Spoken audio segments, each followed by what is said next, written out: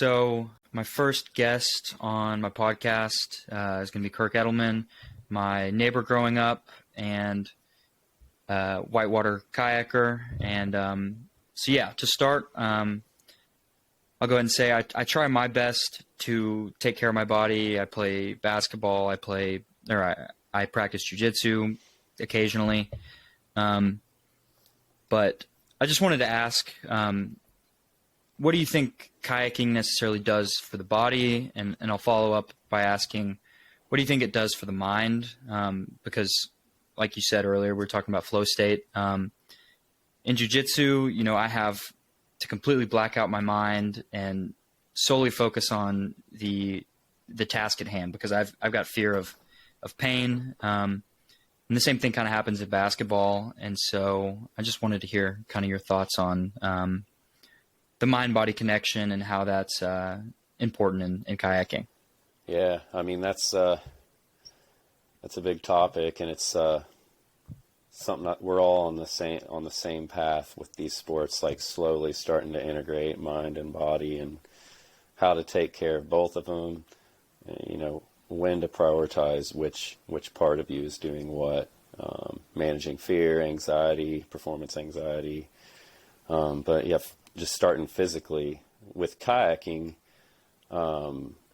you're sitting in a kayak. So most people would kind of think of it as an arms, or at least maybe at best an upper body sport.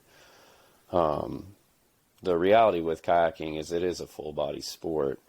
But obviously there's kind of a heavier focus on upper body. But we're using core rotation, trying to not use the small muscles on our arms and shoulders, and really trying to use our core muscles, all the way from your belly button up. And actually where it gets into the full body is we push on our feet. So if I'm taking a stroke on the right side of my kayak with my right blade, I'm going to push on my right foot, and vice versa on the left. And that pushing with my feet allows full transmission of that core rotational energy to go from the boat through me all the way into the blade. So there's a full body component to paddling that's pretty cool. And I would say it's a sport that you don't have to be super strong to really do well. So much of it is, I would maybe compare it, as far as martial arts goes, more to like judo. There is some jiu-jitsu there, but judo is kind of the art of throwing. And, you're taking energy that's coming at you. It's not your own energy. And you're harnessing it, putting it in a structure of some shape that you've created with your body. And then you're redirecting it for your own purposes. So kayaking is very much a sport like that.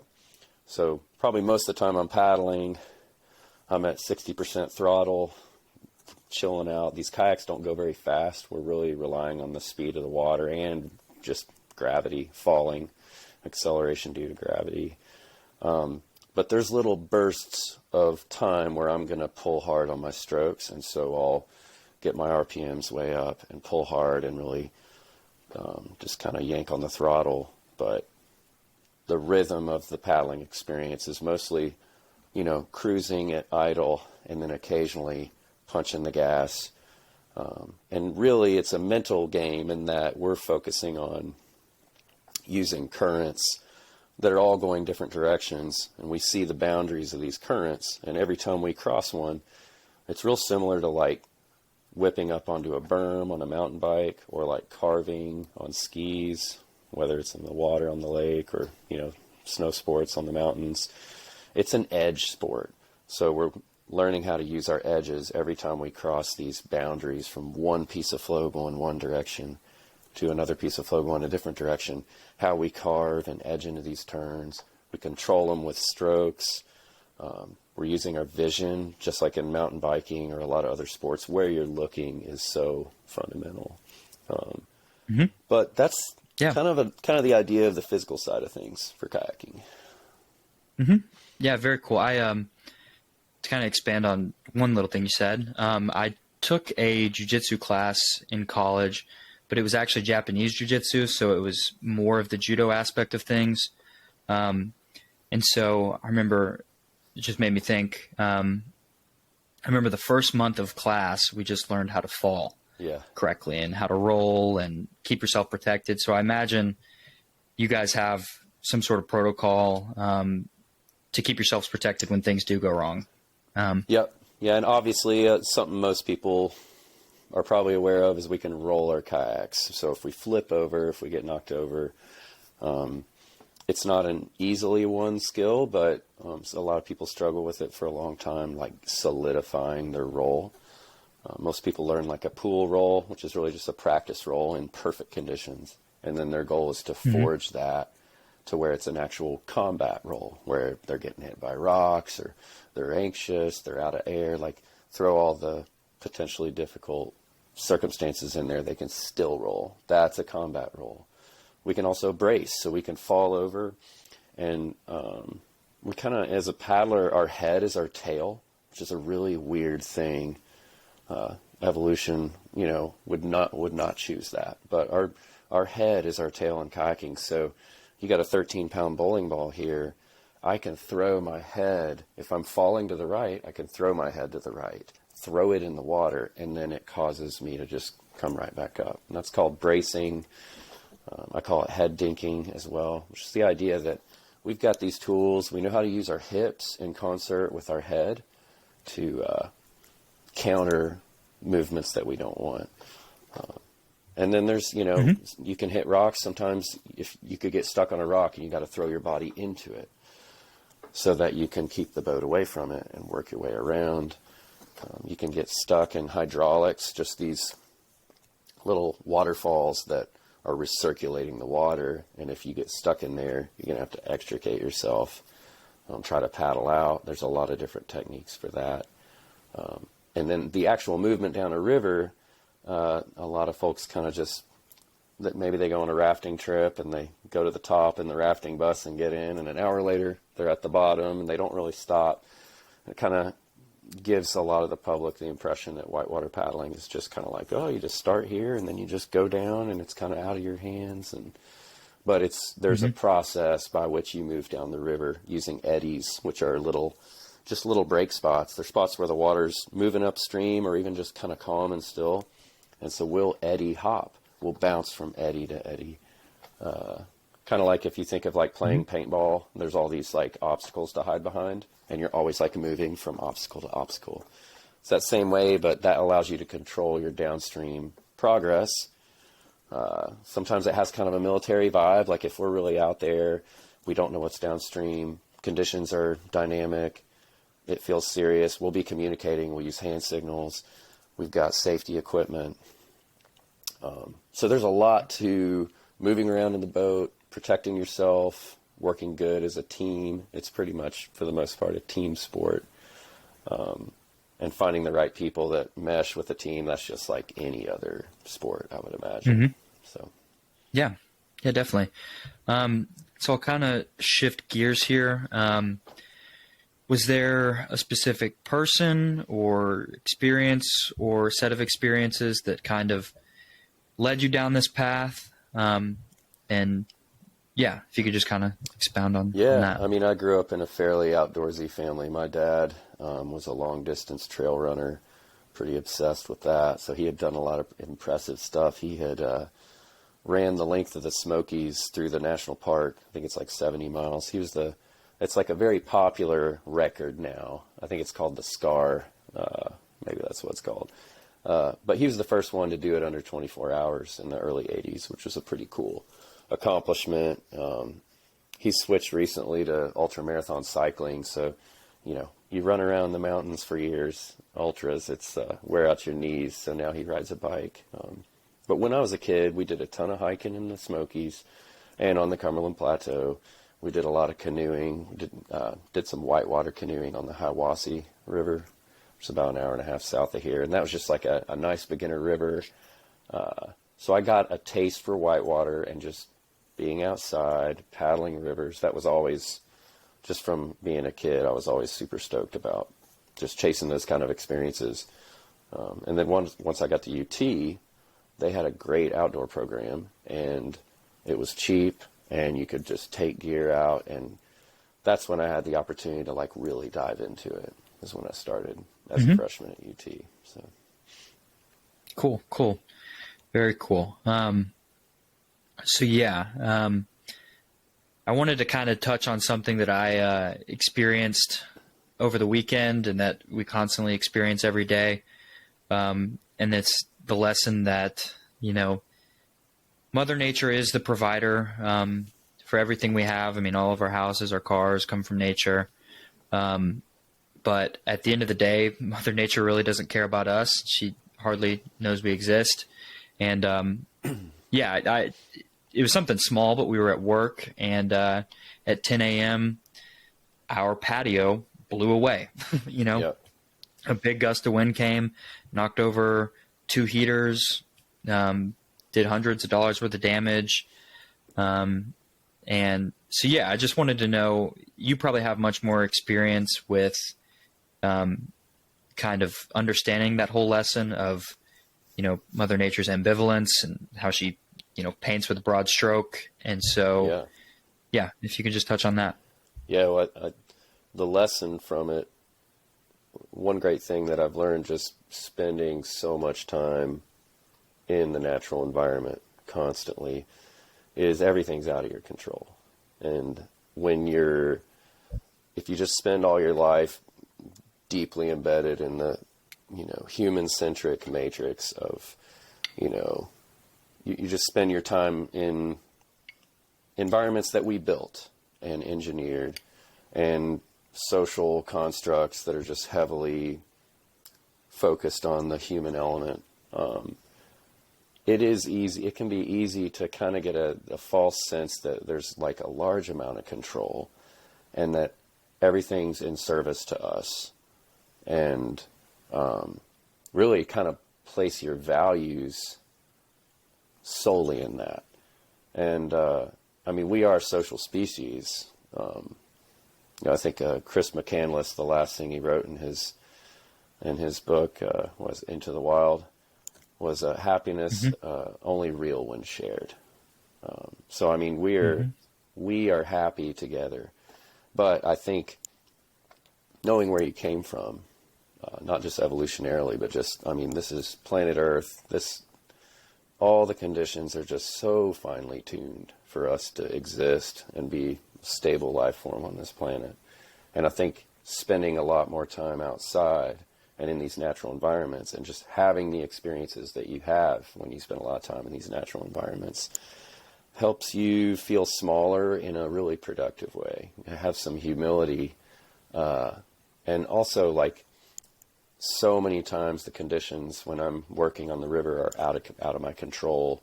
I didn't get to choose any of it. I did get to choose my destination, and we're learning how to adapt to the conditions that exist by adjusting how we move, how we communicate, what we choose to, maybe there's some rapids we choose to not run, walk around, or maybe the conditions are right and we see this rare opportunity to do something great or big. But we're on that sharp end, constantly engaging with an ambivalent environment.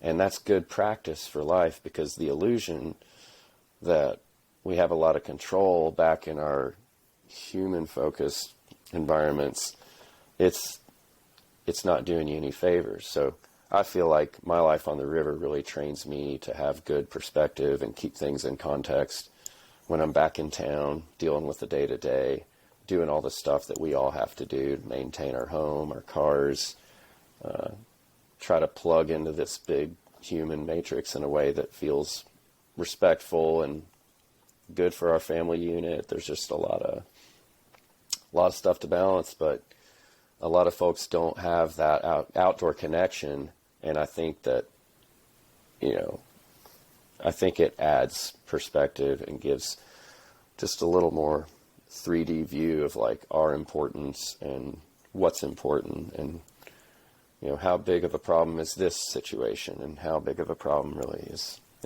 in a different situation.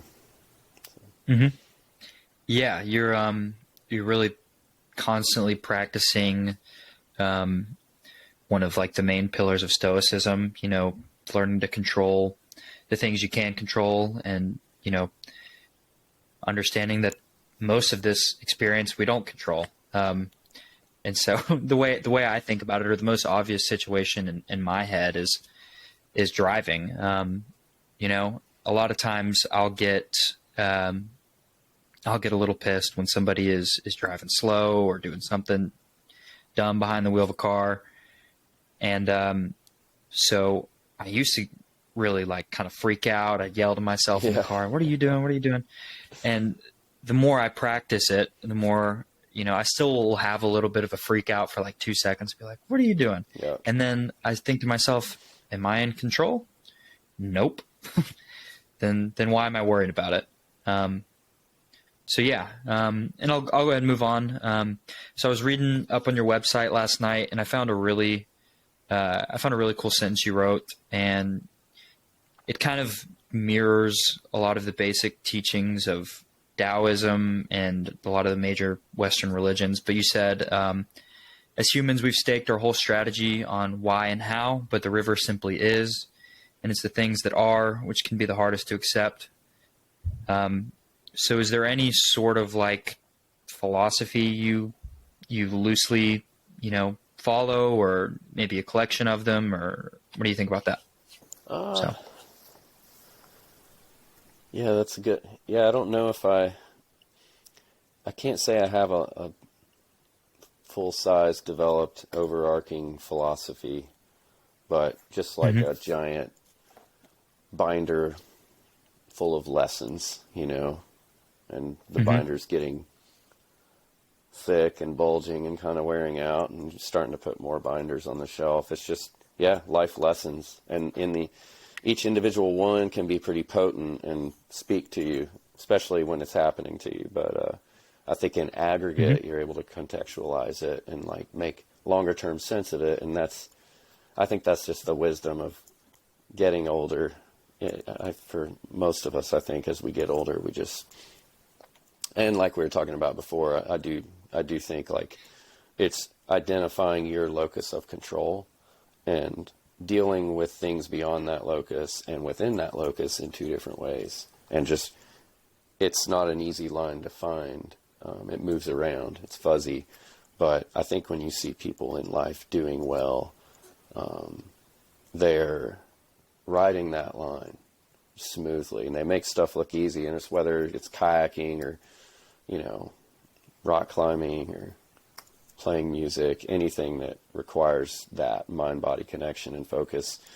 People that are doing that are balancing, you know, the ability to adapt with the ability to like stand firm and try to make something happen. You've got to be able to adapt when things change, but you've got to have a rough plan. So kind of rambling there, but yeah, no, I totally get it.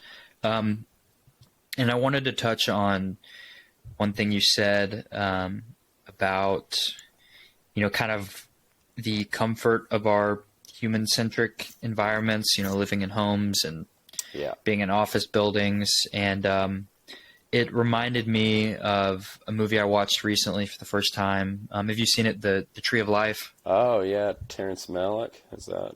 Terrence Malick, yeah. That's a great one. But it is a great one.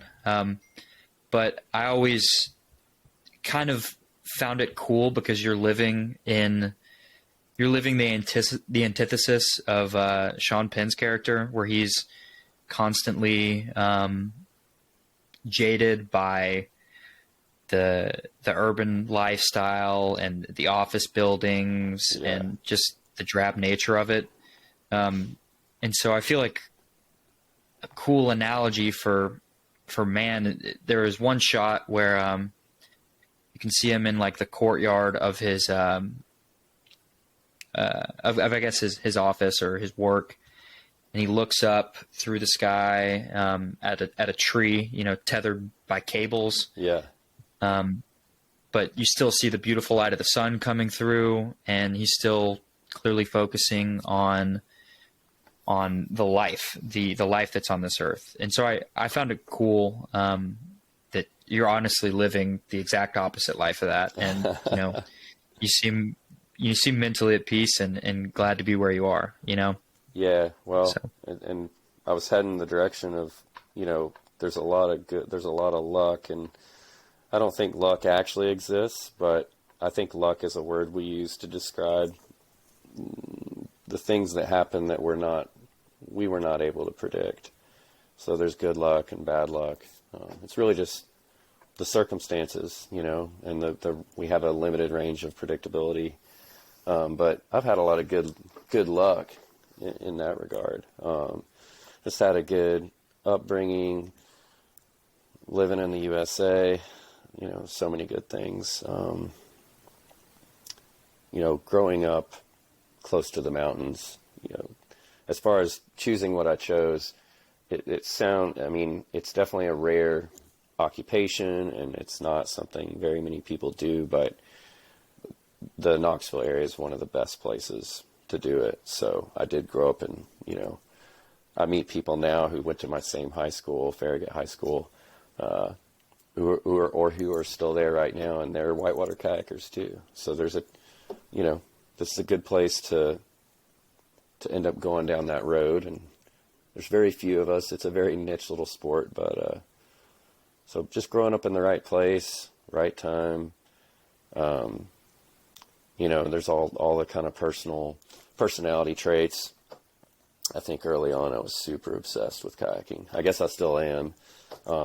But, you can go too far and really be selfish and focus just on what you're trying to do. And you have to find a way to balance that and make sure you're not trampling on anyone else around you, and using it to make yourself a better human, not just to achieve accomplishments and prestige within, it doesn't matter what little tiny pond or goldfish bowl you're in, there's prestige to be chased, approval from those around us, our family, our friends. But early on, I was obsessed. And so that obsession, I think if you zoom out and look throughout human history, most people who accomplish something or have developed something successful, there's some obsession. And so that raw ingredient is a little toxic. It can be a little stringent, but the reality is when you start pouring that down the barrel towards what you're trying to make happen, that's how you make stuff happen. So I think being obsessed with kayaking for a long time put me on a track on a daily basis that just would nudge me closer to opportunities, and kind of where I'm at now, doing paddling full time. You can't just build a road and just cruise to your destination, but if you're applying steady pressure in the direction that you want to be living your life, what happens is it's usually you're pushing against a wall that doesn't budge. But if you just lean on it long enough, if it does just give for a split second, you're gonna move in that direction. Or think like a snake that squeezes its prey. They don't stop squeezing. And so when say a snake's got a rabbit, the rabbit's lungs are gonna it's gonna exhale, and then the snake squeeze harder, and then it exhales more, it squeezes harder. Applying just steady pressure in the direction you want to go, you'll just occasionally get these little nudges, and being flexible and willing to kind of change your mind a lot is helpful. Yeah, definitely. That sort of reminds me of one of my favorite quotes, but I think it was Nietzsche who said, no man can forge the path upon which he walks through life but himself. And you have to build that road. You have to do the steps, and complete the daily tasks in order to get where you want to be. And that's kind of what I'm trying to do with the podcast. And cause there's plenty of people that I really want to talk to with this, and plenty of people I would like to learn from. And I'm just trying to kind of extract those life lessons out of this. No, that's cool. And podcasting is such a powerful medium. It's successful, to be clear, although there's always the do you get paid subscribers, or do you go down the advertising rabbit hole? And both of those have their pros and cons, but undeniably, I think it's one of the greatest things to come out of the current technological revolution we're in. And there's a lot of learning and knowledge to be gained, and just hearing conversations and long form conversations, I think are invaluable for connecting people. And, so I'm stoked for you. I've got, I think people who do podcasts too, you can hear them, they're not necessarily they're not getting smarter as they do more and more podcasts necessarily, but they are becoming wiser because they're having all these conversations, hearing all these different perspectives. And I think we're 100% a product of who we're around. And so podcasting allows you to kind of point it in the direction you want and get some enlightenment from people that you look up to. Yeah. Yeah. Very, very true. There's plenty of people that I want to learn more from. I've got like I said, Jerry is a family friend of ours who I'm going to be speaking with here in the next couple of weeks. And, so he's a professor in malacology and natural history. And, but yeah, I think my greatest inspiration for doing this, and my greatest inspiration the last few years, has been my grandfather, who passed away almost, I guess, 3 years ago now. And, his death completely changed the trajectory of my life. And because I was wasting a lot of potential before that, living the average college life of, partying and figuring out ways that I could distract myself from the things I needed to be doing. And, and so my grandfather was such a big influence on me. And, I want to kind of come closer to him, even though it's been almost 3 years. And so Jerry's a good family friend of ours, and I want to kind of ask him stories about my grandfather to sort of extract a little more wisdom out of that, because he knew him obviously better than I would. And so I'm just excited to keep this train rolling and just make it sort of my passion project. I'll be getting a job here pretty soon, obviously, but this is kind of just my outlet, because I'm a big consumer of podcasts. Obviously, that's probably my favorite thing to put on when I'm in the car, or if I've got an hour before bed. I like to put something on and learn from somebody and get a new perspective. Oh, I love it. Yeah. And if you're trying to go to sleep, I've got a van. I spend a lot of nights in my van, and after doing this a long time, I've got a lot of great little spots to sleep and pull off and not be bothered. But it's always a different day, a different night, different location, moving around a lot, and putting on a podcast. It's just it's perfect. It blocks out the sound. I can just lay back, close my eyes, just listen to a conversation, and there's a certain point where you just fall right asleep too. So I end up having to do a lot of rewinding and playing the same thing the next day. But yeah, useful for all kinds of things. Yeah. So I wanted to pivot to something maybe a little darker in nature, but whitewater kayaking is obviously an extreme sport. Yep. And so I wanted to know if you've ever had any really scary experiences and maybe near-death experiences, and what those have taught you, and how you kind of changed your approach after that. Yeah. Paddling generally is one of the more dangerous sports I think you can do, just because you can't breathe water and you can't get hung up in the water for longer. I mean, you can only hold your breath a few minutes. So that is a medium to be respected. It's similar to rock climbing. Rock climbing, gravity works 100% of the time. One thing I do love about rivers is because they so don't care, you can get lucky a lot. And I know a lot of paddlers who aren't super careful, and they've got good plan B skills, and they've got a good vibe, and they make stuff happen, make it work. Unfortunately, I've also known people who are very careful and just had some folks would say a freak accident, but that's just language we use to stop having the conversation. What really happened, and what was, it's hard to know what's going on in people's heads sometimes when we make the decisions we make. Sometimes we make mistakes. It can be pretty dangerous. But I do think if you are willing to really give it the respect it deserves, you can make it a pretty reasonable sport to be involved in, frankly. There's tons of people paddling every day, all the time on whitewater rivers, and we do have accidents all too often. But I think statistically, I don't know the exact numbers, but I feel like it's not a level of risk that we're not familiar with. It's just a level of risk that in more necessary parts of our lives, or quote unquote necessary parts of our lives, we normalize out and just say, well, that doesn't count. Like driving,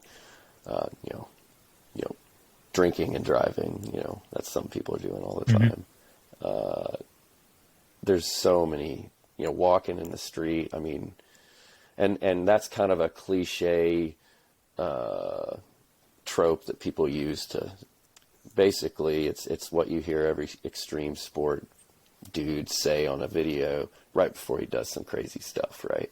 It's like, here's my excuse. Everybody, driving's way more dangerous. And it's that kind of attitude that creates excessive risk. So I think having a respect is fundamental, and taking care of your people and doing your best to not let your ego and your desire for prestige and to impress other people affect how you operate. And then the willingness to walk away. In mountaineering, they have a term called summit fever, and it's a big killer in mountaineering, which is definitely more dangerous than, I think, whitewater kayaking. One of the most dangerous and one of the most miserable sports, and it's all just that drive to get to the top. And so summit fever is a problem people have, and they're not able to turn around. I was paddling today on rivers, one river in particular that was at the highest level I would want to paddle it. If it had any more water, I would not have paddled it. But some people would go anyway, and it's an individual decision. But I've made mistakes. I've had, it's hard to know how close you were, but I've had a couple of near-death experiences, I think, and really probably just 3. And one was very early on, is probably best described by the Dunning-Kruger effect. I just didn't know enough yet, about a year and a half in, to know how little I knew. And nothing bad had ever happened to me. So I kind of was under the impression that I'm just one of those special people that is great at this, and I'm not going to have any problems. And so I ran a drop that had a dangerous cave adjacent to the drop that all the water kind of recirculates under, and you don't want to end up in there. And I was so confident in my line, I didn't feel like it was worth taking the effort to have my buddy go down there and set up a throw rope, which is basically like if I was stuck in there, he could just throw me a rope and I could grab it and he'd pull me out. It was very hard to do that too. This is one of the few spots in the southeast that was very difficult to even get someone down there. Sometimes you're in these river canyons and the environment you're in is very difficult to move around in, vertical walls and spots. So I made a mistake in just thinking I didn't need a friend down there with a backup. So I screwed up the rapid and got recirculated in this cave for like 2 or 3 minutes. Probably had air 60% of the time, which sounds good, but that 40%, you got to keep your mouth and your nose shut, and you got to remain calm. When you come back up, you've got to try to not hyperventilate and get into a lactic state where, I mean, it can be hard to breathe even when you're above water in these situations. My buddy came to the rescue, probably saved my life. threw me a rope, pulled me right out. You know, he was like 10 feet away. Just threw me a rope, and that was it. So that was a lesson learned. And then I guess I had another experience later on where I had just kind of been out of my element a little. I'd just had a kid and had not been paddling as much, wasn't in as good a shape, but I still had all the mental ability to charge. I had not lost my ability to, off the couch, run hard class 5. And I went on a trip in British Columbia and just had not been practicing my roll much. I'd stopped play boating, which is kind of the type of kayaking that helps you make your roll super solid. And so my roll just kind of fell apart in a big water rapid in a gorge, and I swam and took like a 45-second ride, downtime. Probably similar experience to like you see people big wave surfing and they take a big wipe out and everybody's stressed. They're like, where is he? Where is he? You know, that kind of situation came up, definitely feeling like I didn't have much left. And then I've had another experience just like that. So I've had 2 of those. And then the hard thing about some of these, the last bad experience I had was probably about 7 or 8 years ago, is you couldn't really point to any clear mistake that I made. We were in an environment that just was super intolerant of mistakes, little mistakes. And I made a little mistake, and it was a bad experience. So, of course, these are super high stress environments. This is not the typical paddling that you see people doing, say, down on the Ocoee River or, you know, on easier stuff. Most folks paddle easier water. I spend most of my time on easier water, just being an instructor. But, yeah, you can't get around it. There's a risk there. But I think being on the sharp end, like I said, it makes you a better human, gives you compassion, gives you humility, and some of the stuff we've had to weather in these rivers, you know, you come home and see the things that people are pulling their hair out over back in town, and you go, okay, I'm glad I've got this perspective. Yeah, totally. And then to kind of bounce off that, maybe you could touch on some of the most euphoric moments you've had kayaking. And one way that I sort of thought about it, the more I've learned about psychology and about, you know, brain chemistry, is I've more so come to understand the dopamine system. And I don't really understand the mechanics behind it, but I understand the broad theory of it, which basically states the harder you work for something, the greater the reward will be. And so I was listening to another YouTube video a few days ago, and it was telling a story of it was hundreds of years ago in the Middle East, of this man who intentionally built his house on the outside of town so that he could have the longest walk to the mosque, because he said that the reward was greater once he finally did reach the mosque, given that he had walked so much further than everybody else. And so I wonder if maybe you see that in kayaking, you know, maybe the situations that you work the hardest to make right, are those oftentimes the most rewarding Oh, yeah.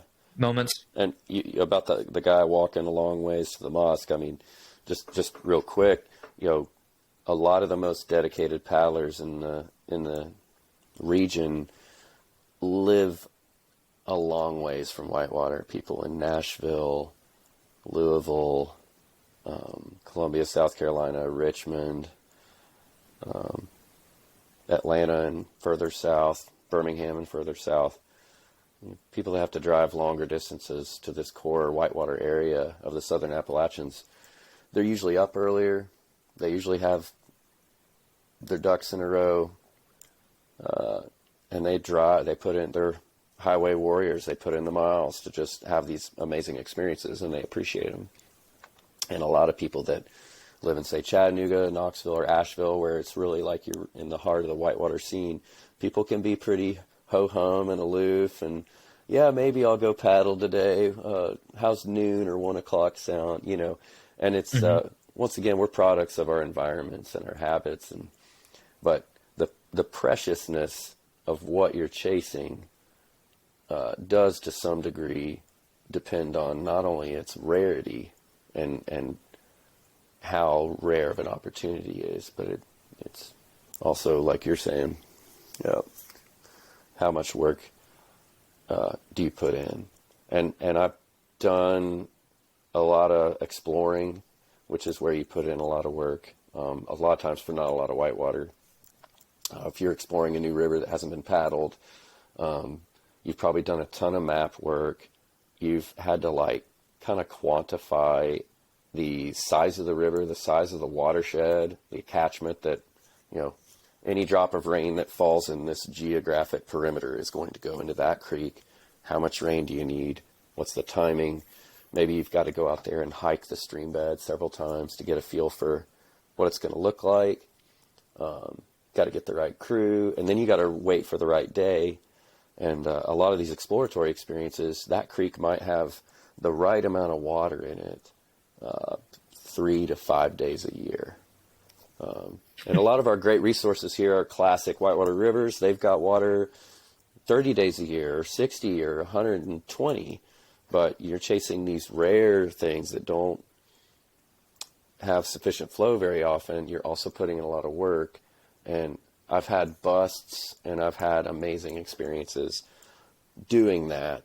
But even if it kind of ends up being a big show and everything kind of falls apart and is a disaster, it helps you develop that grit. You kind of enter that world of type 2 fun, building character, all those cliches. But then sometimes you have other days and it's almost like it was written for you. Like everything just plays out perfectly and you get to have this super objective experience that no one else has had. You're trying to chase those unique first experiences. And you do enough of that and you have your failures, you have your triumphs. To me, the bigger lesson isn't that you have to go to the ends of the earth and chase these super rare aligning of the universe to have this specific difficult experience. You do enough of that, you realize you can find the value in everyday life that is precious and very valuable of an experience. Then those elements are around us all the time. And a lot of people spend their whole lives going to the ends of the earth, doing all this exploration, and they're unable to find it, in their own house or in their own backyard area, or just, in their family and their friends around them. So it's all in service of becoming a better human. If you're just focused on the achievements, I think no matter what sport or what endeavor you're in, it's going to be hollow. So it's got to make you better. It's got to make everyone around you better. Yeah, definitely. It was interesting you were talking about the rarity of a lot of these experiences and waiting on the weather to align. You may have a few days here and there throughout the year where you can actually go kayaking in this area. And that kind of bounces off of something that I learned in psychology. Essentially the schedule that will make a human work the hardest is random intermittent enforcement. And that's essentially why we're all, addicted to our phones these days, is because we're constantly scrolling, because randomly we'll find something that sticks, that will give us that hit. Yeah. And we'll enjoy it. And we don't know what it's going to be. But it's just sad. Yeah. We don't know what it's going to be. We don't know when it's going to be. We don't know how long it's going to take. Yeah. But that schedule there is what keeps I can't remember what the experiment is, but they did this in mice. And so when mice were randomly intermittently reinforced, they would just peck away at the lever, just nonstop for hours and hours. And that's what we're doing on our phones. And it's just a little disappointing to see the direction a lot of us have gone, because yeah, I learn something on Twitter every now and then, but it's not the best use of my time. But yeah, I just found that a little interesting, because it's the same, you know, you said you received the greatest reward on those rare occasions. And, that's a universal aspect of life, honestly. Yeah. And I mean, I'll qualify, for me, the big thing, once again, has been learning how to find great value in the common as well. Because when you see the pure form, what you consider to be perfection in whatever avenue you're chasing, you should recognize it as a common trait in everything else around you. And I think that's happiness. For me, being fairly happy, it's understanding the full range of experience that you can have, and not trying to fine-tune your experience into a very narrow experience. So I've been really cold, I've been really hot, I've been really scared, I've had challenges interpersonally, when you're on trips and you're hungry and tired and worn out and scared for days after day after day, you kind of reduce down to your lowest potential quality as a human, and everyone does. And so you learn how to work together when everyone's struggling, and you learn how to bring, if someone's bonking, you bring them up, you rally them, because here in a couple hours it might be you, and you want them to rally around you. So there's a lot to learn from these experiences, but it's the willingness to, live in an environment that has a higher dynamic range of potential conditions, that's unpredictable, that requires you to adapt. It requires you to suffer sometimes. That's why when we get it right, it feels so amazing, chasing storms and trying to have these perfect experiences, trying to get into a flow state where you've made all your assessment, you've kind of mapped out what a rapid's doing, and then you're able to create a perfect line in your head, and then visualize it in your mind, take deep breaths, and then when you peel out of the eddy into the current to do this rapid, now you're no longer in your planning stage, you're just acting. And that's a big challenge, just being mindful, being in the moment. And it's super cliche, but that really is our best way of describing what it's like to not be caught up with distraction and just really focus on what you're doing. And if you really do a good job of it, you probably don't remember it, which is kind of cool. But yeah, that's kind of delving into the mental aspects of it, which are awesome. Paddling is really, it's mind-body connection is the goal, but it is a heavily mental sport. And I'm still struggling with it and still learning every day with it. And teaching is one of the best ways to learn. So the fact that I teach people how to paddle every day, I'm just learning so much. It's pretty awesome. Yeah. Very cool. Like we talked before, you were you wanted to bring up flow state, and I feel like it is something I need to find a way to kind of tap into more, because I've been kind of a generalist so far in my life. Like I've tried so many different experiences, but I haven't necessarily devoted my life to really developing a skill or developing a love for something. I mean, I play basketball, and I guess the way to think about it is, I guess the other day I hit my first shot, my first three, and I was having fun. I was trash talking. I mean, just chit chat, just having fun out there. And so,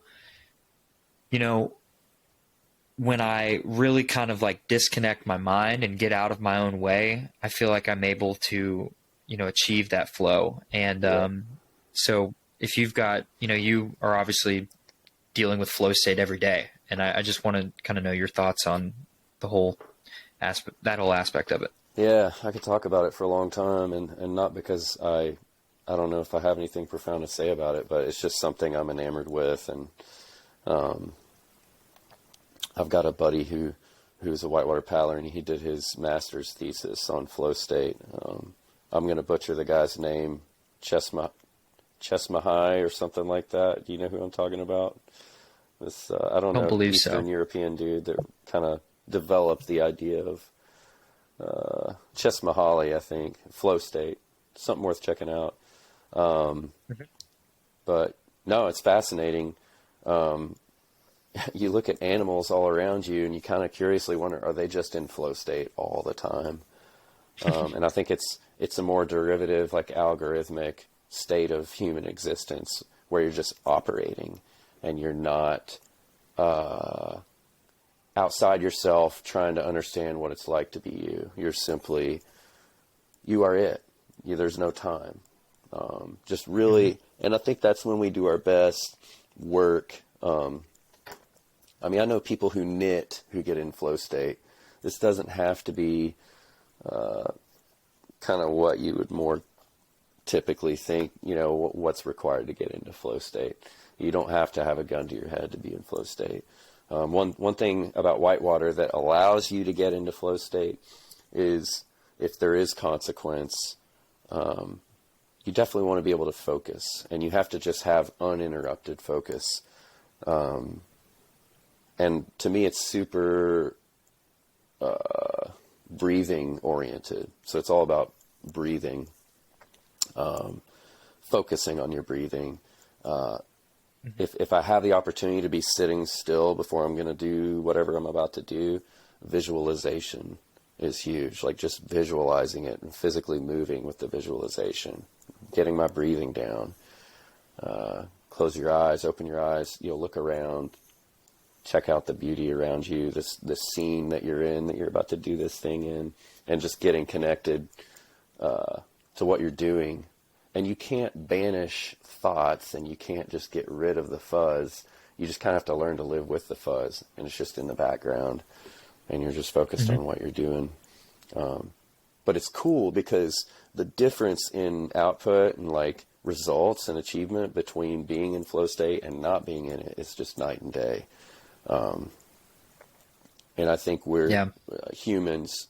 The great gift of intelligence and introspection is also kind of a nightmare because we are our own worst enemies. We're constantly tripping over ourselves. With my students, I often talk about front of the house and back of the house thinking, and how we want the back of the house to do all the kayaking, and we need the front of the house to get out of the way. And with the front of the house being is someone watching me while I'm doing this? I wonder what they think about how I'm doing it right now. Or are they impressed? Or I hope I can impress them. Or, I normally do this just fine. I normally ace this particular move.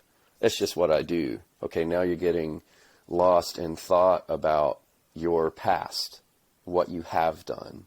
Or maybe you're thinking, I wonder what we're going to do at this rapid a mile down the river. Yeah, we should probably get out on the left.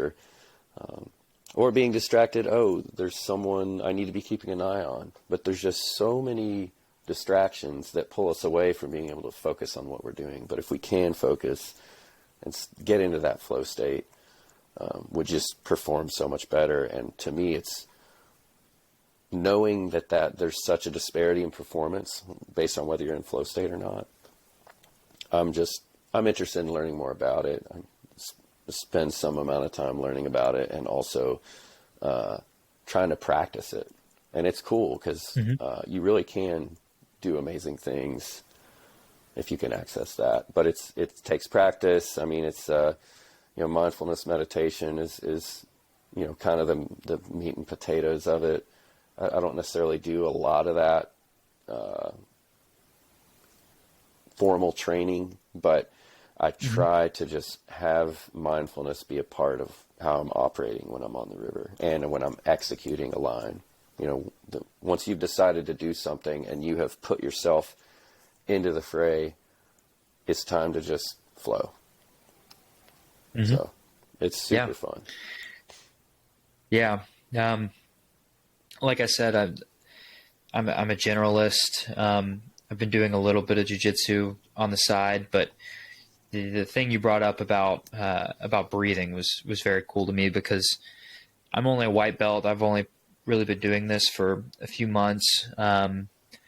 But you know, I've been in there with guys who are a lot bigger than me, and I've been that guy before, where I'm like, this person's small, I can do what I want. And you try to muscle things, and you try to use every bit of your force to wrangle that person. And what I've had to teach myself, again, early on, I'm not really qualified to talk about this, but I've had to just teach myself to breathe and to relax and to just focus on the things that I can control, because I've been on the other end of it, where I've been with the guy who's a real beginner, who's got 40 pounds on me, who is just trying to muscle everything. And and it's cool when you really develop friendships, because it's like, you know, I had a guy I rolled with probably about a month ago, and me and him talked before we developed a sort of a friendship within an hour or so. And I got to the point where I could just tell him, I'm like, hey bro, just calm down and breathe. And when he did that, he was able to do the moves, to do the right, you know, hip tosses, to really start stringing things together. And it's cool, because when I step back and I breathe and I relax and just focus on the task, you know, you do kind of get into that flow state. Breathing to me, if you're holding your breath while you're doing something, you're warping your enmeshment with time and space. And time and space is not something I'm claiming to understand one bit. Some people are now saying it's all an illusion. You know, something came from nothing. You know, there's the quantum mechanical level. I don't understand any of it. I'm probably just going to leave that for those folks to figure out. It's fascinating. But in my experience, when you're holding your breath, your ability to judge your movement over time through a space is warped. And it's really hard to what you really need to do something well is precision, timing, and patience to do any of this stuff. You have to wait for the right time to make a precise movement in a precise direction with a precise amount of force. And there's no way you can do that if you're not breathing, because breathing is what connects you to time and space, your movement over time through a given space. And so breathing is what makes all your best performance possible. And a lot of times, if we're holding our breath, we're impatient. When I'm holding my breath, I am impatient to get air. But that makes me impatient about how long I'm going to wait before I stick my blade in the water to make this move. So people tend to move early. When people have anxiety, they hold their breath. And when they hold their breath, they move early, and then they miss the move. And it's just a positive feedback cycle. So trying to come in with it, you know, training yourself to start focusing on your breathing before you do stuff, it just gets more and more likely with more practice that you're going to keep breathing efficiently and effectively while you're doing the thing. And when you're doing that, that's when you're connected to time and space, and you've got patience and precision. To me, that's flow state. So it is super breathing focused in my mind. Mm-hmm. Yeah, definitely. I struggle with that playing pickup basketball, because I'm playing against guys that are your age that have played their whole lives, who, you know, I do have that extra step on them. Yep. I try to work out a lot, and I've got quick feet, so I can move faster than a lot of these guys, but they're constantly relaxed, and I don't have that yet. I think it's it's old age and treachery. There's a lot of fun ways of describing it, but there is, like, I think mid 30s and going into mid 40s, there is just a gracious acceptance of realities and just a more efficient, economical baseline of being awake and dealing with things that are coming at you. You can just do it at a lower level than someone who's younger, maybe has more strength and has better reflexes, but they are just, too much cowbell, can be a bad thing, right? Yeah. So just kind of taking all your skills and strengths and effort and contextualizing it down to what's needed and what's not. And paddling can be an endurance sport. A lot of these things can be endurance sports. And the trick of endurance is efficiency. And, if you want to be efficient, definitely got to think about that. Yeah, definitely. Well, we've been going here for a while. I'm like super excited. This has honestly been a great experience. And I'm excited to keep doing this. And I'll definitely have you on again, because it was great. Super interesting. I feel like I learned a lot from you. But yeah, I wanted to give you also a chance to kind of plug your work and let people know where they can work with you. And I know you wrote, I'm trying to think of what it was called. You wrote the 3 editions of like the Whitewater. Was it considered pamphlets, or are they books, or books, what are they? Yeah, so I wrote books. Yeah. In 2014, I published a 2-volume guidebook, Whitewater, the Southern Appalachians. Volume 1 covers the Cumberland Plateau, and Volume 2 covers the Blue Ridge Mountains. And and those 2 in suite kind of covered the Southern Appalachians for the most part, really just down here in the Southeast. And I just republished a 2nd edition. We ran out of books and revamped the whole thing, all new photography, stories, a lot of new information on creeks that people weren't paddling when the 1st edition came out. So it's kind of a fresh take. We're selling those.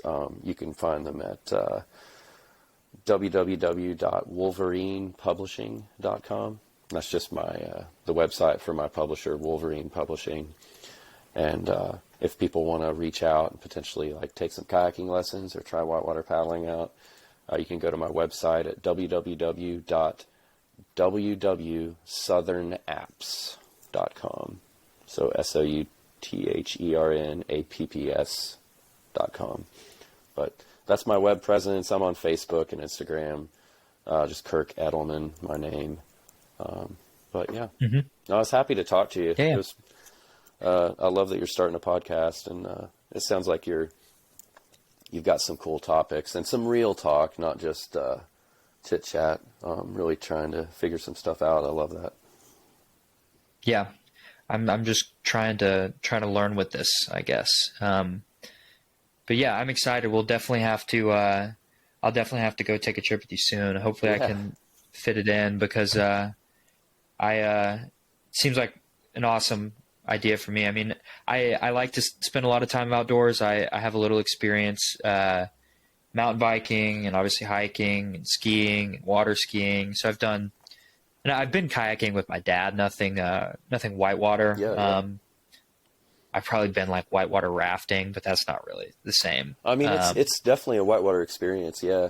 Being in a kayak, you have a little more autonomy and also a little more accountability and responsibility, which makes it, I mean, that can all be, the fact that you're under demand on that can all be a positive thing. But yeah, it's fun. This is a great area for it.